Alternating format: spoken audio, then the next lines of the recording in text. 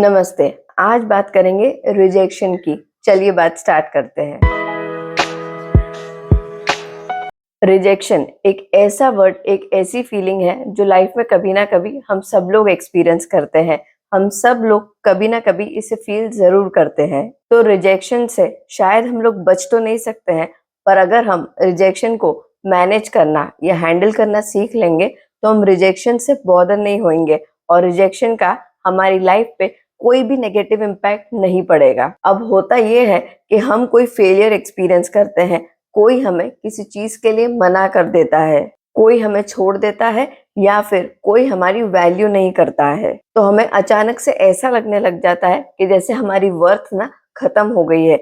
हमें ऐसा लगने लग जाता है कि जैसे लाइफ में हम किसी के लायक नहीं है और हम लाइफ में कुछ भी नहीं कर सकते हैं। पर पता है कि जब लोग रिजेक्शन को एक्सेप्ट करना, मैनेज करना या हैंडल करना सीख लेते हैं ना, तो रिजेक्शन की वजह से ना उनका माइंड डिस्टर्ब नहीं होता है, उनकी पर्सनालिटी पे रिजेक्शन की वजह से कोई इम्पैक्ट नहीं पड़ता है। पर प्रॉब्लम ये है कि यंग एज में जब हम खुद को, दूसरों को और लाइफ को अच्छे से नहीं समझते हैं, जब हमारे इमोशंस ना बहुत हाई होते हैं, जब हम लोग सेंसिटिव होते हैं, तो ऐसी एज में, ऐसे फेज में ना रिजेक्शन हमें ब्रेक कर देता है, हमें तोड़ के रख देता है। क्योंकि हम इमिडिएटली ये सोचने लग जाते हैं कि हमसे कुछ अच्छा नहीं होता है, कोई हमें पसंद नहीं करता है, हम किसी के लायक नहीं है, हम किसी चीज के लायक नहीं है, या फिर हमारे अंदर ना कोई बहुत बड़ी कमी है।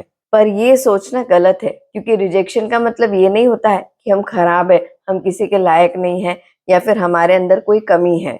रिजेक्शन का मीनिंग सिर्फ इतना सा है कि किसी और का टेस्ट, किसी और की चॉइस, किसी और की नीड या फिर किसी और का प्रेफरेंस ना हमसे अलग है।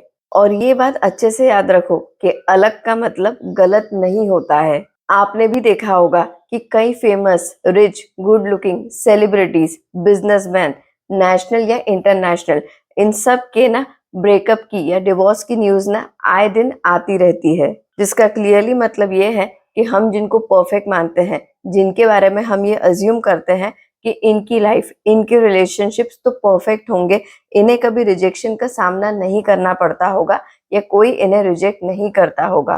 पर इनके डिवोर्स और ब्रेकअप की न्यूज से हम इतना तो समझ सकते हैं कि रिलेशनशिप्स में इन्हें भी रिजेक्शन फेस करने पड़ते हैं। अमिताभ बच्चन, जिनकी आवाज की दुनिया दीवानी है, एक बार एक रेडियो चैनल ने उन्हें उनकी आवाज की वजह से रिजेक्ट कर दिया था। जमशेदजी टाटा को एक बार एक होटल में एंटर करने से रोक दिया गया था।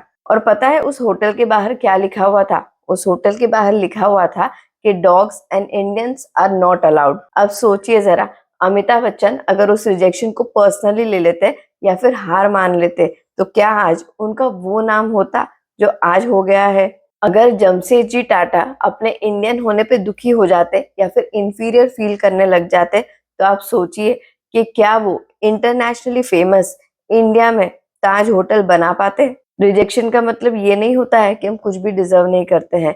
रिजेक्शन का मतलब ये होता है कि हम कुछ और डिजर्व करते हैं या फिर किसी और को डिजर्व करते हैं। पता है, ये जरूरी नहीं है कि सब कुछ सबके लिए सही हो, पर सबके लिए ना कुछ तो सही होता है। और रिजेक्शन की एक्सेप्टेंस ना हमें हेल्प करती है ये फिगर आउट करने में कि हमारे लिए क्या चीज सही है। रिजेक्शन का एक्सेप्टेंस हमें नया डायरेक्शन दिखाता है, हमें सही डायरेक्शन दिखाता है। रिजेक्शन ही हमें रियलिटी चेक देता है कि हमारी लाइफ की जो डायरेक्शन थी वो सही नहीं थी और हमें हमारी लाइफ की डायरेक्शन चेंज करने की जरूरत है।